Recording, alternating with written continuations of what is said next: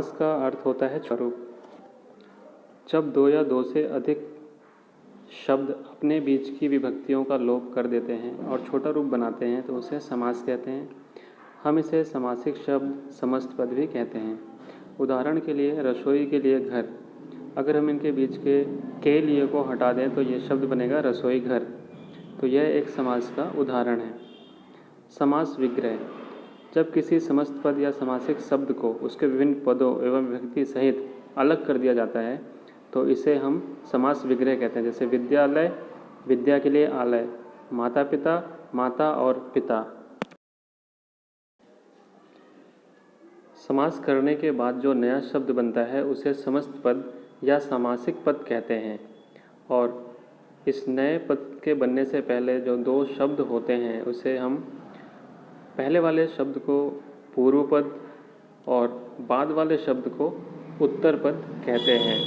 उदाहरण के लिए देशवासी, इसमें देश पूर्व पद है और वासी उत्तर पद है। आप बीती, आप पूर्व पद है, बीती उत्तर पद है। गंगा यमुना, गंगा पूर्व पद है और यमुना उत्तर पद है। अब हम पढ़ेंगे समास के प्रकार। समास 6 प्रकार के होते हैं। पहला समास है अव्ययभाव, दूसरा तत्पुरुष, तीसरा द्वंद्व, चौथा समास है बहुव्रीहि समास, पांचवा है द्विगु समास और छठा समास है कर्मधारय समास। अब इनके बारे में एक एक करके विस्तार से जानते हैं। अव्ययभाव समास। अव्ययभाव समास उसे कहते हैं जिसमें पहला पद प्रधान होता है और अव्यय होता है। अव्यय का अर्थ है जिस शब्द पर लिंग, वचन, कारक और काल के अनुसार कोई फर्क ना पड़े, अर्थात यह अपने आप को बदलता नहीं है। यदि एक शब्द की पुनरावृत्ति हो और दोनों शब्द मिलकर अव्यय की तरह प्रयुक्त हों तो वहाँ भी अव्ययभाव समास होता है। अब इनके बारे में और विस्तार से जानते हैं और समझते हैं इनके कुछ उदाहरण।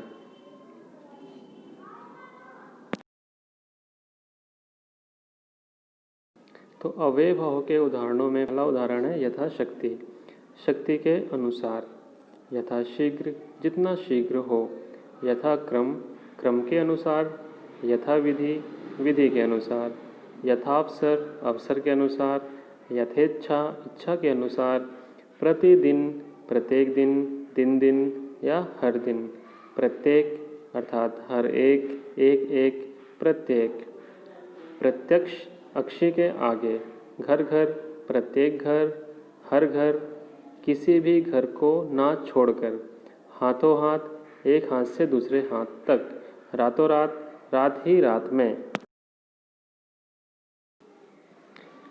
बीचों बीच, ठीक बीच में, साफ साफ, साफ के बाद साफ, बिल्कुल साफ, आमरण, मरने तक, मरणोपरांत, आसमुद्र, समुद्र पर्यंत, भरपेट, पेट भर कर, अनुकूल, जैसा कूल है वैसा, यवज्जीवन, जीवन पर्यंत, निर्विवाद, बिना विवाद के, और दरअसल, असल में, बाकायदा, कायदे के अनुसार।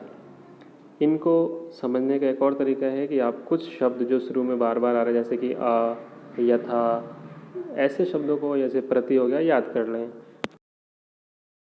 दूसरा समास है तत्पुरुष समास। तत्पुरुष समास में दूसरा पद प्रधान होता है अर्थात विभक्ति का लिंग, वचन दूसरे पद के अनुसार होता है। इसका विग्रह करने पर कर्ता व संबोधन की विभक्तियों ने, हे, ओ, अरे इन चारों को छोड़कर के अतिरिक्त किसी भी कारक की विभक्ति प्रयुक्त होती है तथा विभक्तियों के अनुसार ही इसके भेद होते हैं। तो इसमें विभक्ति ध्यान रखनी है और इसी के अनुसार हम इसको समझेंगे, यही इसकी ट्रिक है। कर्म तत्पुरुष, इसके नाम पर इतना ध्यान न दें, यह तत्पुरुष का ही उदाहरण है। हम सिर्फ तत्पुरुष के बारे में समझेंगे। इसमें कर्म के अनुसार को आएगा। अगर किसी शब्द का विग्रह करने पर को आ जाए तो वो कर्म तत्पुरुष है। उदाहरण के लिए कृष्णार्पण यानी कृष्ण को अर्पण, नेत्र, सुखद, नेत्रों को सुखद।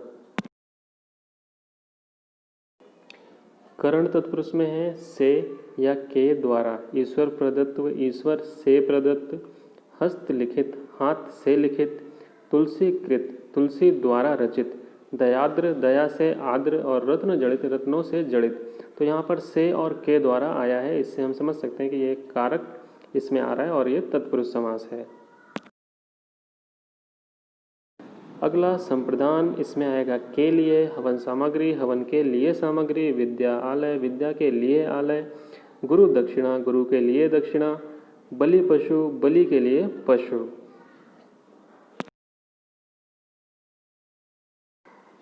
अपादान तत्पुरुष से पृथक, इसमें से आएगा बीच में। ऋण मुक्त, ऋण से मुक्त, पदच्युत, पद से च्युत यानी पद से मुक्त, मार्ग भ्रष्ट, मार्ग से भ्रष्ट, धर्म विमुख, धर्म से विमुख, देश निकाला, देश से निकाला। संबंध तत्पुरुष में का, के, की आएंगे। मंत्री परिषद, मंत्रियों की परिषद, प्रेम सागर, प्रेम का सागर, राजमाता, राजा की माता, अमचूर, आम का चूर, रामचरित, राम का चरित।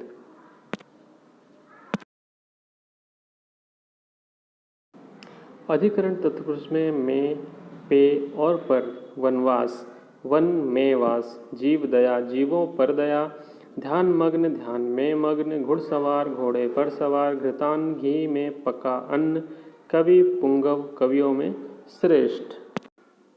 तत्पुरुष समास में आपको केवल कारकों का ध्यान रखना है। अगर आप कारक जानते हैं तो आप इसको आराम से कर लेंगे। द्वंद्व समास, इस समास में दोनों ही पद प्रधान होते हैं। दोनों पद एक दूसरे के विलोम हो भी सकते हैं और नहीं भी हो सकते। अगर हम इसका विग्रह करें तो विग्रह करने पर और अथवा या का यूज प्रयोग होता है। जैसे माता पिता, माता और पिता, दाल रोटी, दाल और रोटी, इसमें दोनों बराबर समझे जाते हैं और बीच में योजक का चिन्ह लगता है। जैसे पाप पुण्य, पाप या पुण्य, पाप और पुण्य, अन्न जल, अन्न और जल, जलवायु, जल और वायु, जलवायु में योजक चिन्ह नहीं लगा हुआ है लेकिन और से ये जोड़े जाएंगे।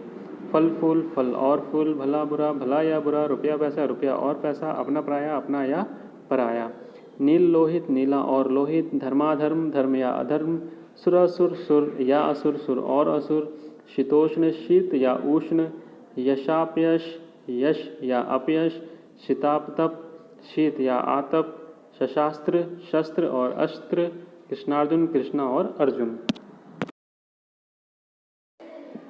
बहुव्रीहि समास में दोनों पदों में से कोई भी पद प्रधान नहीं होता है, ना ही उत्तर पद ना ही पूर्व पद। इनको जब जोड़ा जाता है तो एक नया ही शब्द बनता है, उसका अर्थ एक अलग ही निकलता है, अर्थात एक अलग ही अर्थ निकलेगा। उदाहरण के लिए गजानन, गज का आनन है जिसका, तो इस बात को आता है हमारे दिमाग में आता है गणेश जी, क्योंकि उनका जो सिर है वो हाथी का है। त्रिनेत्र, तीन नेत्र हैं जिसके, तो वो कौन है? वो शिव हैं। चतुर्भुज, चार भुजाएं हैं जिसके, तो वो कौन है? वो विष्णु हैं। तो दशानन, दश आनन है जिसके, वो रावण है। घनश्याम, घन जैसा श्याम है जो वह, जैसे कि कृष्ण। पीताम्बर, पीताम्बर है जिसका, यानी कि वो विष्णु, यानी पीले कपड़े वाले। तो इस तरह से जितने भी इसमें उदाहरण आएंगे, इनको करने पर आप एक नया ही शब्द देखने को मिलेगा और उसके बाद आप इसके बारे में किसी तीसरे के बारे में सोचेंगे और वैसा उदाहरण आपको कहीं ना कहीं मिल जाएगा। तो यहाँ बहुत सारे उदाहरण हैं, आप इनको पढ़ें और ज़रा सोचें कि यहाँ पर किसकी बात की गई है।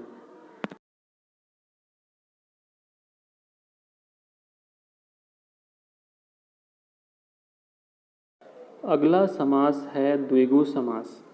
द्विगु समास में पूर्व पद संख्यावाचक होता है, तो इसकी पहचान यही है, इसकी ट्रिक यही है याद करने की, इसमें गिनती होगी, संख्या होगी। जैसे दो राहा, यानी कि यहाँ पे दो आ गया, दो राहों का समाहार। यहाँ पर इसके बहुत सारे उदाहरण हैं। दो राहा, दो राहों का समाहार, समाहार। पक्षद्वय, दो पक्षों का समूह, ये मैं पहले भी बता चुका हूँ। त्रिभुज, तीन भुजाओं का समाहार। त्रिलोक या त्रिलोकी, तीनों लोकों का समाहार। चौमासा, चार मासों का समाहार। पंचामृत, पांच अमृतों का समाहार, आदि आदि बहुत सारे हैं।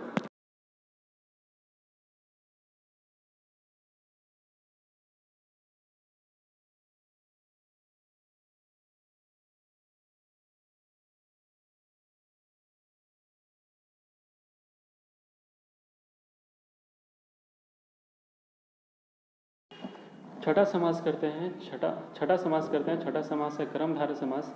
और कर्मधारय समास में एक पद विशेषण होता है और दूसरा पद विशेष्य होता है। विशेषण मतलब खासियत, विशेषता। तो इसमें किसी न किसी शब्द की विशेषता बताई जाएगी। आइए इसके कुछ उदाहरण करते हैं। पुरुषोत्तम,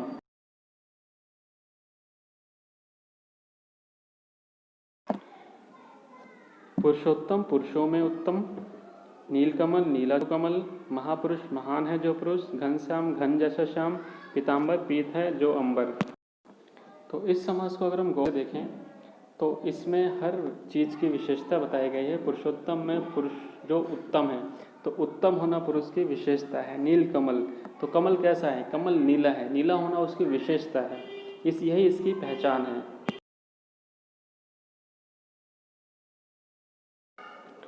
इसी प्रकार से आप और भी उदाहरण यहाँ पर देख सकते हैं। इन सब में आपको कोई ना कोई विशेषता नज़र आ जाएगी। जैसे कि लाल मिर्च, लाल है जो मिर्च। अधमरा, जो आधा मरा हुआ है। कुपुत्र, यानी जो बुरा बेटा है, आदि आदि।